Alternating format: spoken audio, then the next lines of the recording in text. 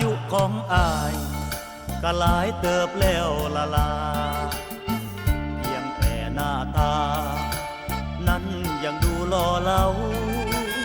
ขนับปีเดือนเกิดคงรุ่นเดียวกับพ่อเจ้าบ่ถือว่าเท่าเพียงแต่แค่เกิดมาดนมักเที่ยวมักเล่นก็เลยเป็นโสดอยู่นาน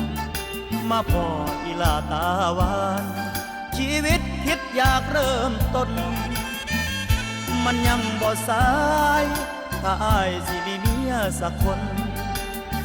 ขอเพียงหน้ามนต์ให้โอกาสผู้บ่าวคราวพออายุรุ่นลู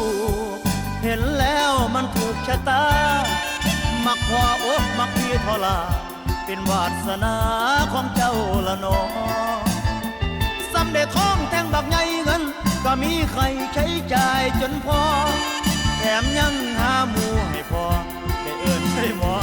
บัดยามกินเหล้ารุ่นเดียวกับพ่อเจ้าพูดแล้วอายุของอายเบาอย่างบ่อายมักผู้สาวรุ่นลูกน้อง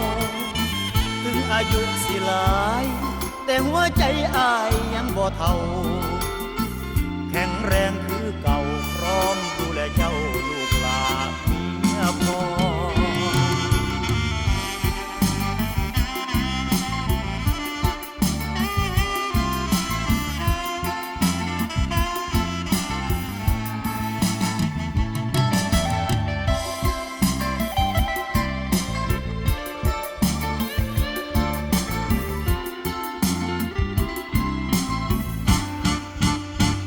อายุรุ่นลูก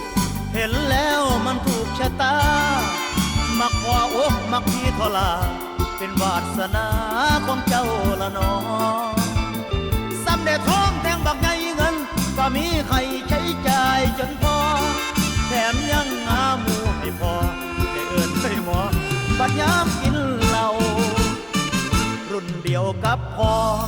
เจ้าพูดแล้วอายุของอายเบาอย่างบ่อาย